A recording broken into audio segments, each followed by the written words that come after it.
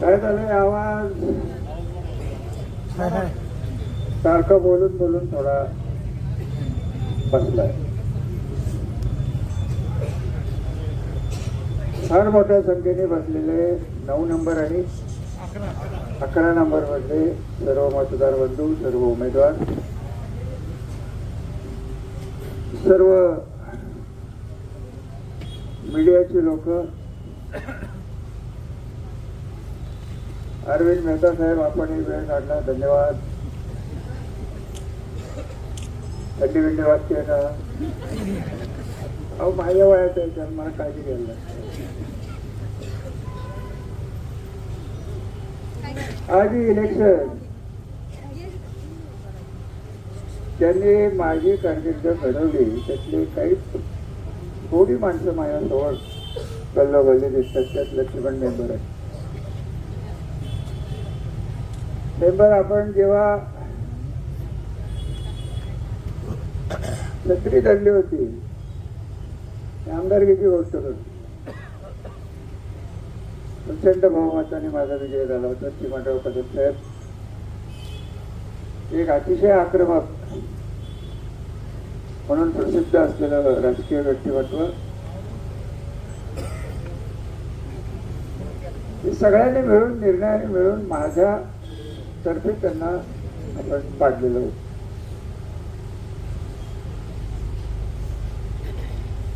तेव्हाचे प्रश्न वेगळे होते. कृष्णा पाण्यासारखे प्रश्न तेव्हा होते. दुष्काळी भागाचे प्रश्न होते. पैठण शहराकडे दुर्लक्ष झालं होतं. पैठण शहराचं राजकारण 85 ते 90 मेंबर काय होतं हे तुम्ही एकदा जुन्या लोकांनी मी गेल्यानंतर समजावून सांगा की इथं नागरिकांच्या विकासाचा प्रश्नच उद्भवत नव्हता. निवडून 1 वर्ष एक जर आला, नगराध्यक्ष झाला की 6व्या महिन्याला साधारणतः पोपटराव आठवत असलं तर बघा की सुरुवात व्हायची याला खाली खेचायचं. एक इकडे एक तिकडं, एक तिकडं एक इकडं. बाबूरावचे झालेले हाल माझ्या डोळ्याने बघितले. बाबूरावचा उल्लेख राहिला. बाबूराव विद्यार्थी होते माझे. सेकंड इयर एलएलबीला होते तेव्हापासून बाबूरावांचा माझा पुण्यातला परिचय आहे. त्याचे नगराध्यक्ष झाले, इकडं तिकडं झालेलं राजकारण झालं. तर बाबूरावांची माझी मैत्री होती, निखळ मैत्री होती. त्याचा मुलगा पुढाकार घेऊन इकडचं राजकारण बघतोय, सर्वांना एकत्र आणतोय. काय होतं की समाज जेव्हा भिन्न भिन्न एकत्र येतात तेव्हा त्या समाजाचा बाहेरचा भाग, बाहेरचा एखादी व्यक्ती तटस्थपणे जेव्हा ही समाज एक करायचा प्रयत्न करतं तेव्हा जास्त चांगला असताना समाजात कारण नसताना राजकीय चढावड तयार होते, स्पर्धा तयार होते, असूया द्वेष तयार होतो. अरे बाबूराव ज्या पद्धतीने वागत होते त्याच पद्धतीने गीतेश आणि गीतेशच्या मंडळी वागतायत. मला आनंद आहे. गेल्याचं दुःख आहे. आज आपल्या समोर जे इलेक्शन आले हे 91ची नाही, 96ची नाही. उलट आमदारकी शेवटची आपल्या काही चुकामुळे, काही गोष्टी लक्षात नाही आल्यामुळे अन्य मार्गाने थोडेसे जे मतं मिळाली त्यात जो बदल घडलाय तो काही लोकांच्या डोक्यात गेलेला. या सगळ्या इशूला, या सगळ्याला सुरुवात झाली 2019ची खासदारकीची इलेक्शन. आता थोडं मोकळेपणाने मी बोलणार आहे. 2019 मध्ये खासदारकीला जेव्हा माननीय पवार साहेबांनी तिकीट माढ्यातनं भरलं होतं, आपण माढा मतदारसंघात होतो. सोलापूरचे 4 आणि माढ आणि फलटण सातारचा असा हा लोकसभा मतदारसंघ पवार साहेबांनी जाहीर केली. काही कारणाने त्यांनी काय तो निर्णय फिरवला. त्याच्यानंतर आपण संजीवराव यांच्यासाठी खासदारकी मागितलेली होती, कोणाकडे मागितली होती. युतीकडेच तेव्हा मागितलं.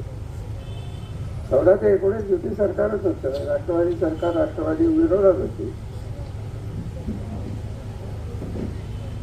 त्यांनी नाकारलं, शरद पवारांनी नाकारलं, अनेक कारणं दिली गेली. अरे असा एक माणूस या तालुक्यात दिल्लीत पाठवला गेला. त्याचे स्वभाव, त्याचा माणूस म्हणून असलेला परिचय,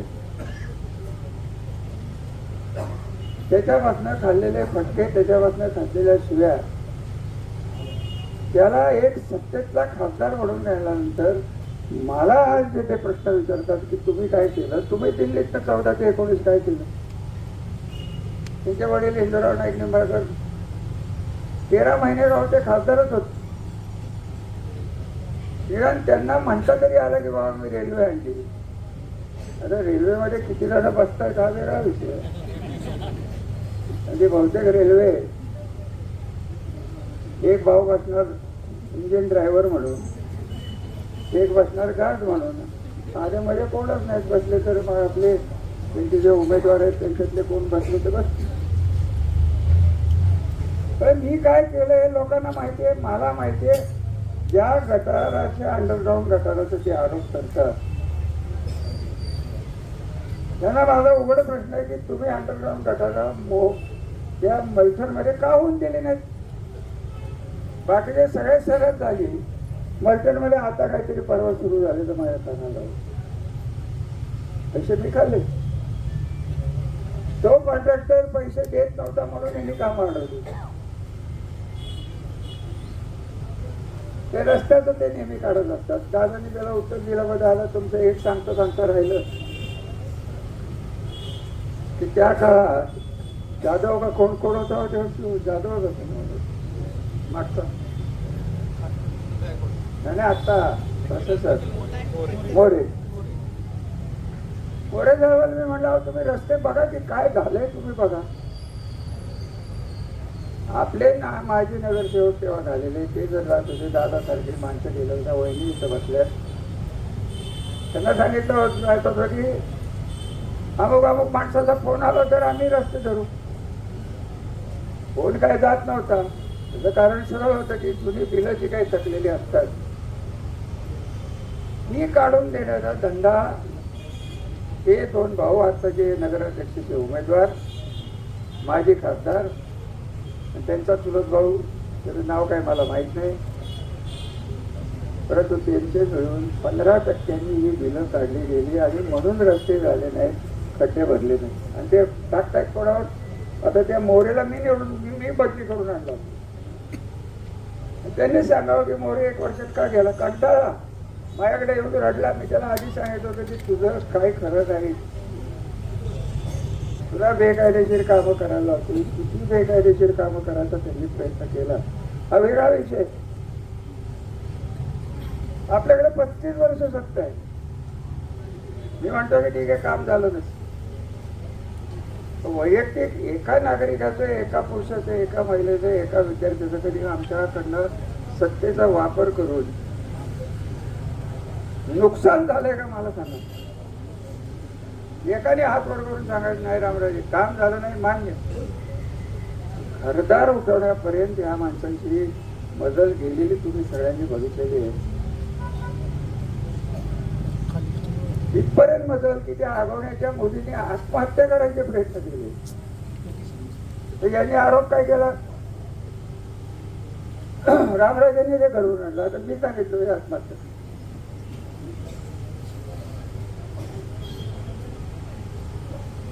या सद्ग्रस्ताचे मुंडेबाईंचं प्रकरण धरून आगावड्यांच्या मुलीचे लेखी उल्लेख आहेत. त्या काळी ते खासदार होते, त्यांची भांडणं काय झाली, आगावणे काय आहेत मला काय घेणं देणं नाही. सरकारकडे माझं एकच तेव्हाही मारणं होतं की जर नाव सुसाईड नोट मध्ये असेल,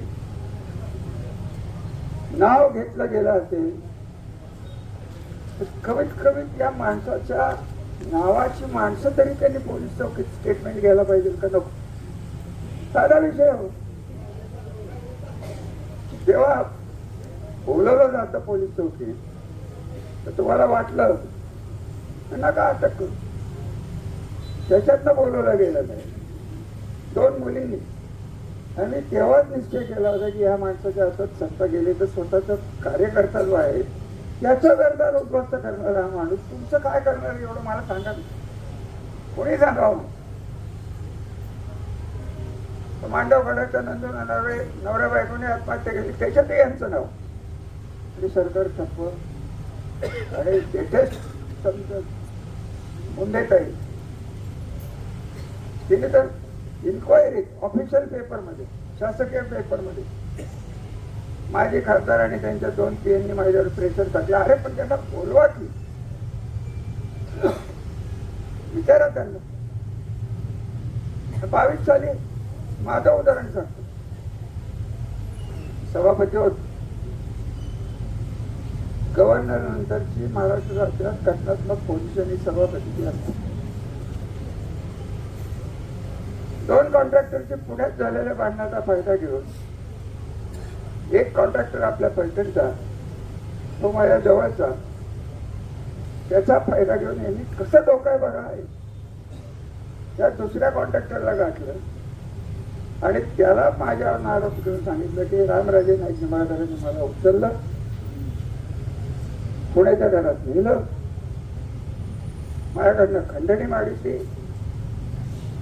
हे प्रकरण हा तत्प्रस्त त्यावेळेस जो कोण कमिशनर होता आणि जॉईंट कमिशनर का ॲडिशनल कमिशनर होता ते मला ओळखत होते. त्यांनी मला फोन करून सांगितलं हे असं असं चाललेलं आहे, तुम्ही आपलं योग्य ती कारवाई करा. संजू बाबांना फोन आला. बसलेल्या सभापतीवर खोटे आरोप जर हा माणूस करू शकतो तर त्यांनी मला त्यांचं उघड चॅलेंज म्हणून ते खरं आज मीडियाला बोलवलंय की हे त्यांनी केलंय की नाही एवढं तरी त्यांनी खरं बोलावं. आणि याचं साक्षीदार म्हणून जर बोलवायचंच असलं, मला ह्या माझ्या केसमध्ये फोन कोणाचा आला होता तुम्ही पक्क लक्षात घ्या. देवेंद्र फडणवीस साहेबांना मी फोन केला होता आणि देवेंद्र फडणवीस साहेबांनी सांगितलं की रामराजे तुम्ही काळजी करू नका, मी बरोबर सांगितलं की राजकीय लोकांना याच्यात होऊ. आता अजून काय पाहिजे, कुठला पुरावा पाहिजे. माझ्या ऑफिसला इकॉनॉमिक विंगचं पत्र, माननीय सभापती अमुक अमुक तारखेला 22 का 23 साली कुठं होते, मी होतो सातारला आणि एक खंडणी मागितली गेली कुठं पुण्यात माझ्याकडे. ही जर कथा असेल आणि तुम्ही जर त्याला पाळला असाल आणि मलाच विचारत असेल की तुम्ही काय केलं, बाबा मी खोट्या केसेस कोणावर केलेल्या नाही, मी दुसऱ्याचे संसार बर्बाद केलेले नाही. ज्या कमीचा उल्लेख तुम्ही करता, आज कमीच एक कंपनी नाही आहे, तिथे 10 कंपन्या आहेत. किती जणांना माहिती आहे? 10 कंपन्या आहेत तिथे. 6 ते 8 हजार मुलं कामाला आहेत. त्याला हे लॉकआउट लावतात, त्याला लॉक करतात. लॉक लावायला कोण असतात? आमदार पुढे. आपण कोणीच काय बोलायचं नाही का त्यांना? का आमच्यातच पळालेलं भीमराव गुरुमलेला मला 10,000 रुपये कामगारांचे देते. अरे बाबा तुझ्या कामगारांचे पैसे दे पहिल्यांदा स्वतःच्या कारखान्यात दे, मग माझ्यावर आरोप कर. त्यांच्या कारखान्यासमोर काही वडाची झाडे आहेत, जे काय का तुमच्या हिंमत असले तर जा आणि वडाची झाडाच्या खाली काय बघा जात बघा. त्यांनी खरे अरे नाही मलाच माहिती आहे. मला फोन येतात तो माझं कोणाची वाकडं नाही. मला सर्वसामान्य माणसांनी सांगावं की रामराजेंनी राग धरून माझं वाटोळं केलं, माझी बदली केली. माझं उलट आमचेच कार्यकर्ते आम्हाला शिवाय घालतात की त्यांच्या कार्यकर्त्यांना तुमच्याकडे सगळी सत्ता होती तर त्यांचं वाटोळं का केलं नाही बोलतात. मी माणूस किती वाढलो की मेंबर चूक काय, आमची संस्कृती ती नाही. तुम्ही म्हणाल की तुम्ही नगरपालिकेचे इलेक्शन आहे, काही राजकीय इलेक्शन आहे. माझं आव्हान आहे की तुम्ही सांगावं की रणजित सिंह नाईक निंबाळकर जर खरं असेल तर त्यांनी सांगावं की त्यांनी हे प्रश्न केले होते की नाही, का केले. आणि हे सगळं झालं तुम्ही 19ला देवेंद्र फडणवीस, अजितदादा पवार, संजीव राजे, अनिल राजे आणि मी आणि ते जयकुमार गोरे साहेब आत्ताचे मंत्री आणि हे माझे खासदार एकत्र बसून 24ची इलेक्शन एकत्र करायची का? मी तेव्हाच विचारलं, तेव्हाही देवेंद्र साहेब म्हणले द्राविडांनी मीच थांबवलं. अजून काय तुम्हाला पुरावा पाहिजे? साक्षात आत्ताचे मुख्यमंत्री केस माझ्या बाजूने होते त्या काळात, म्हणून मी परवाच्या केसमध्ये म्हणलं जरी त्यांनी तथाकथित क्लीन चिट दिली असेल, अजूनही कदाचित आले तर ते बोलतील काय बोलायचे, त्यांचे ते हक्क आहेत. परंतु त्यांच्या न्यायबुद्धीवर माझा विश्वास आहे. त्याचं कारण या पद्धतीने मुख्यमंत्री सध्या वागतायत. अख्ख्या भारतात पसरलेल्या या भारतीय जनता पार्टीच्या बदनामीचं मूळ कारण सातारा जिल्ह्यात नाही.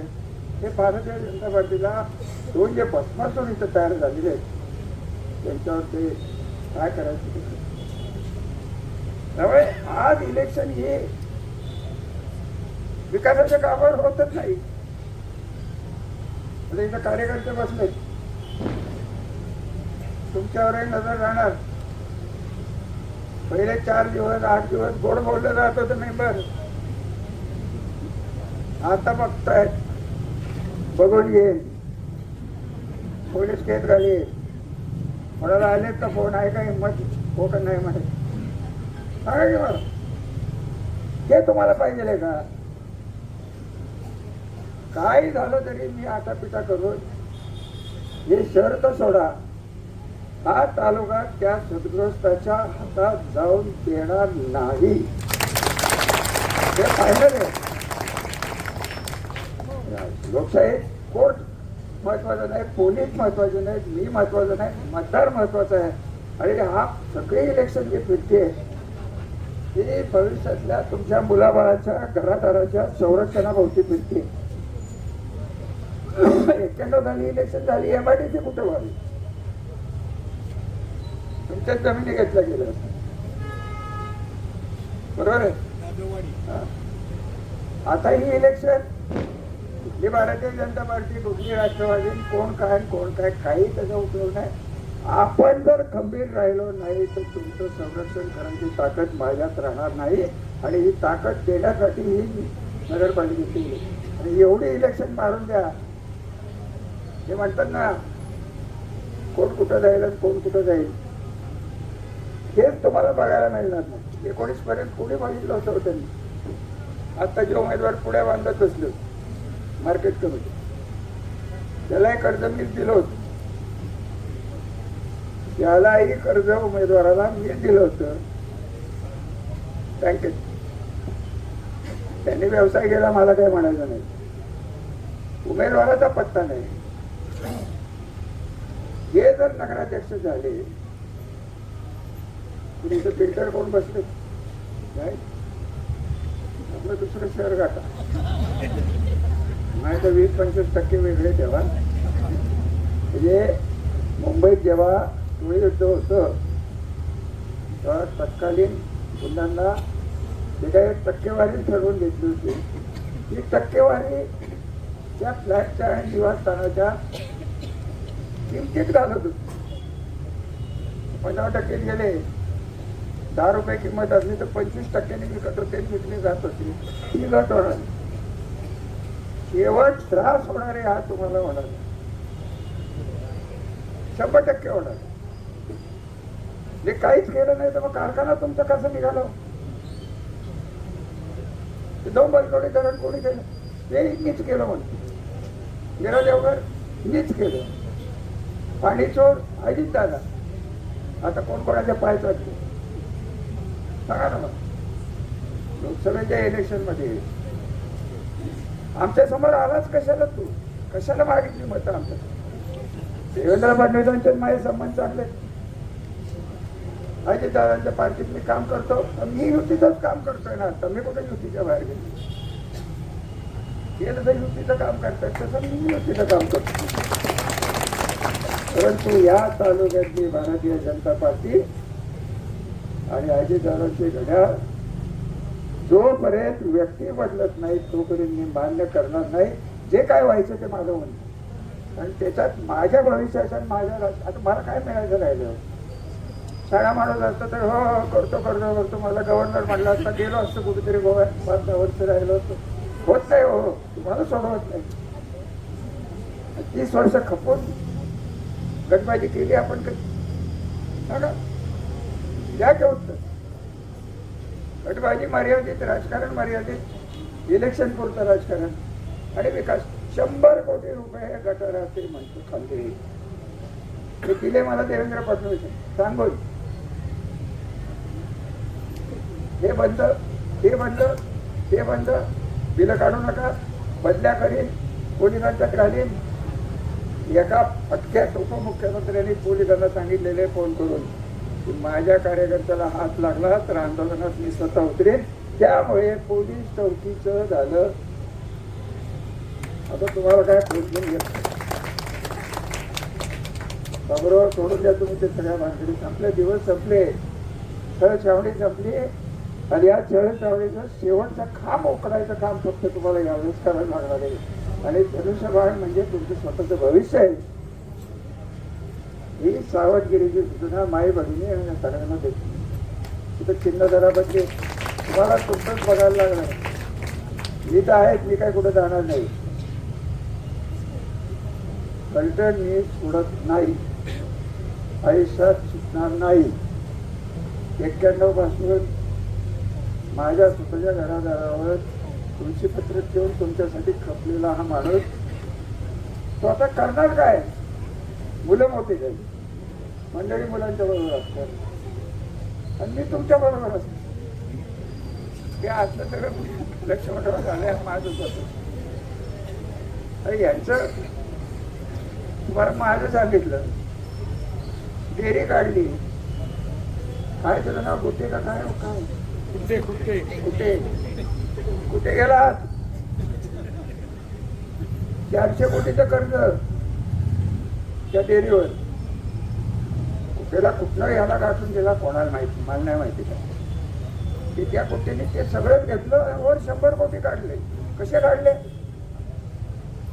हेलिकॉप्टरनी काढले. हेलिकॉप्टर दिलं ते कुठेचं. आता मला तुम्ही सांगा, मी तुम्हाला मागच्या वेळेस पासून सांगतोय की हा मल्ल्याचाही बाप आहे की नाही?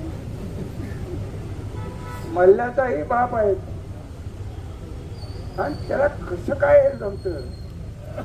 त्याला म्हणावं तू पाकिस्तानात जा, देशाचा आमच्या फायदा करून दे, त्याचं जोडलेलं वाटत होतं.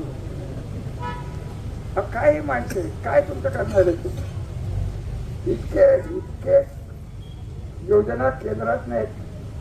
पंतप्रधानांनी दुसऱ्या वाजता मागितलं असतं की फलटणसाठी एवढं करून द्या. काय केलं तर म्हणजे पालखी मार्ग केलं. पालखी मार्ग काय पंढरपूर ते फलटण आहे? सांगा ना मला, किती मतदारसंघात जातो? पंढरपूर ते आळंदी कधी सुरू झाला? 16 साली गडकरी साहेबांनी, तेव्हा हे काँग्रेस साहेबांमध्ये होते काय नव्हते सांग. 18 मध्ये मला नाम सुरुवात सांगत होत. 18ला पैसे दिले गेले. यांनी काय केले? हेलिकॉप्टर बंद चक्कर मारले. गडकरी साहेबांनी हात केला, तुम्ही ते बघितलं, तुझ्या मिशा बघितल्या, बस. आज सगळं बोगस,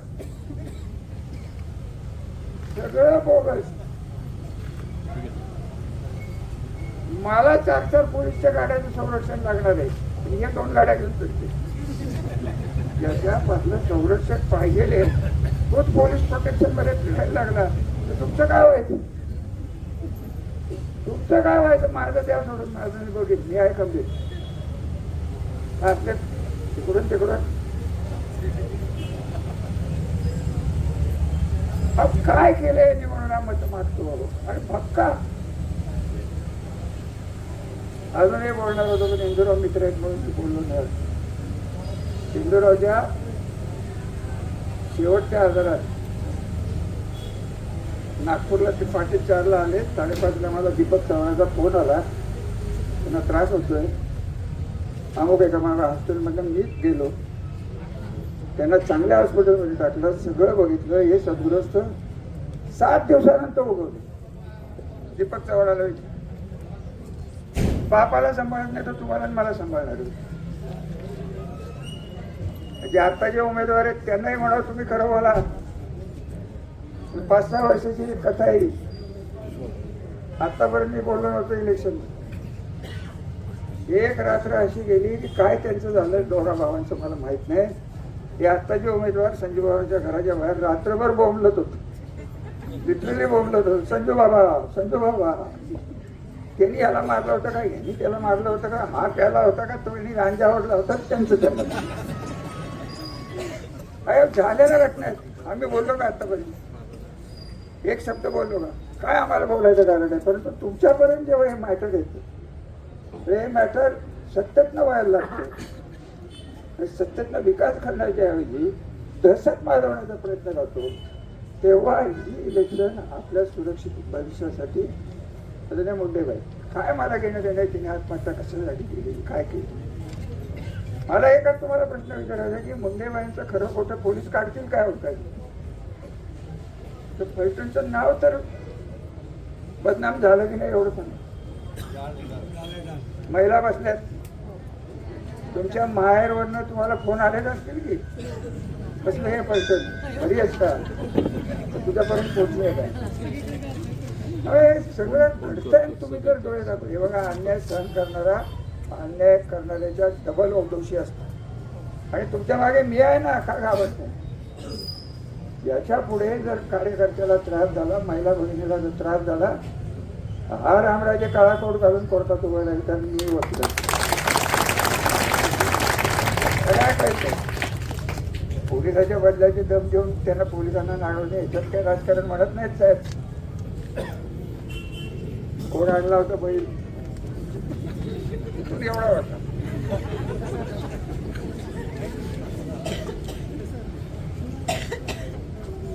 4 कोटी रुपये खाल्ले होते. कोणी दिले होते सांगू? हा, आम्हाला कळत राहतं. 30 वर्ष काय लाटा मोजत बसलो होतो काय मुंबईत. काही माणसं नाहीच चांगली. माझा राजकीय विरोधक आहे, त्यांनी नीट वागितलं असतं तर माझं काहीच म्हणणं नाही. त्याला मी सांगितलं होतं की तू नीट वाग. माझ्या आई वडिलांच्या बद्दल बोलायचं, बापावर पिस्तूल घेऊन जायचं, भावाला आणायचं, याची केस त्याची केस त्याची केस, कारखाना बोंबलतो. कशाचं काय घेऊन बसलाय? तुमच्या डोळ्यासमोर त्यांचा बक्का भुलून जाऊ नका. ते इथनं गेलेत, त्यांना माझी विनंती आहे. कार्यकर्ते नाव मलाही माहिती आहे, इथं काय चालतं ते मला भीत माहिती असतं. एक गडी मला दिसत नाहीये. जर असेल कुठं कोपऱ्यात नाही ऐकत असेल, त्याला माझं हे शेवटचं म्हणणं राहील की तू जर उद्योग करायचा प्रयत्न केला तर त्या नाईक निंबाळकरापेक्षा वाईट नाईक निंबाळकर मी तुला सिद्ध करून बोला. तर कोणासाठी काय केलं हे एकदा लिहून काढणार आहे. कुठल्या केसेस मधनं कोणाला कोणी कसं सोडवलंय, का सोडवलंय, आपल्यातले होते म्हणून सोडवलं. मी काय त्यांच्याकडनं हप्ते घेत होतो?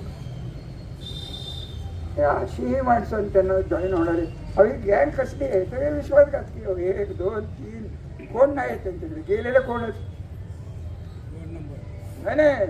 सगळे घेतलेले 2 नंबरवाले सरकारी कॉन्ट्रॅक्टर आणि ब्लॅकमेलला बळी पडले. त्याच्या पलीकडे गेले. अहो, त्याला म्हणून सगळे घेऊन जा. माझे लोक माझे हात सोडत नाहीत. मला किती द्या, काय तुला घेऊन जायचं तुला? आणि तुला आयुष्यात कधी मेघ मिळणार नाही. आणि तुझ्या स्वभावात ते घेण्याची तुझी लायकी नाही.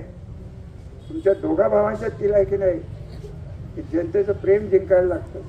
जनतेवर दहशत आणि बलात्कार करून जनता ज्या दिवस सहन करत नाही, कधी ना कधी तुम्हाला या पापाचे घडे ही फलटणची जनता याच इलेक्शनमध्ये तुम्हाला घरी पाठवणार आहे. आणि तुम्हीच विचार करा की आम्ही केलं नाही पण वाईटही केले. तर मला जमलं नसेल तुमच्या आयुष्याचं सोनं करायला, कोळसा तर नाही केला. कोणाचा केला मला दाखवा ना तुम्ही. त्यांचे जे तथाकथित उमेदवार आहेत, नावं माझ्या डोळ्यासमोर येतात. मी परवाच केली नाही. जा म्हणलं कुठं जायचं तिथून. उलट मेंबर असं होऊन बसलं की हे गेल्यामुळे नवीन टीम चांगली आली, घाण गेली. हे तुम्हा होता गेला, जाऊन दे, बोलून द्या, नवीन तयार करू. आता या दोघींना चान्स तरी मिळाला असतो की असतं सांगाय तुमचंच उदाहरण का. अरे गेले ते गेले, जाऊन द्या. कोण म्हणतो ते कावळे होते का गिदाडा होते, मला काय घ्यायचं. हा हे गेला जन्म गिधाड कावळे कावळे. हा गरुड कायमच तुमच्या पाठील्यावर अनिकेत राजाला तुमच्या पदरात टाकलेलं आहे. नवीन टोळी, आता टोळीच म्हणायची वेळ आली. हे टोळी युद्धच सुरू झालं. टोळी युद्धात चांगली माणसं एका बाजूला आणि जी सिद्ध केलेली माणसं आहेत, जी घाणेरडी आहेत, विकृत आहेत, मनोविकृत आहेत. इंग्लिशमध्ये सांगायचं ते हे सायकोपॅथ्स आहेत. ह्या शब्द काढून लिहा मी बोललो. काय काय ते चाललंय. 2-2 कारखाने सुधारायचे आम्ही आणि बंद पाडायचे आणि बंद पाडायचे टाकरवाडी. ते या तालुक्याची ज्येष्ठ येते. या आयुष्यात काही घालीन, कोट घालीन, जॅकेट काय कधी घालणार नाही. बदनाम वस्त्र आहे जॅकेट.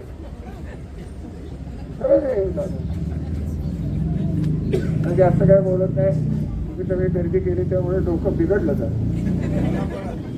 नको. आता कंटाळा आला बाबू आणि पुढे जायचं तुझे एकटं वाढले. तुला माहिती नात दिली त्या घरावर. तुला माहित नाही एवढं प्रेम. मी लहानपणापासून बबन मधण्याला बघितलं माणूस आहे. तुला नंतर जन्मली. आलं लक्षात. तेव्हा एक सगळ्यांनी जपा. परत परत राजकारणात संधी येत नाहीत आणि कोणीही सोडलं तरी फलटणच्या जनता मागे मी सोडणार नाही एवढं आश्वासन देतो. जय हिंद, जय महाराष्ट्र. धन्यवाद.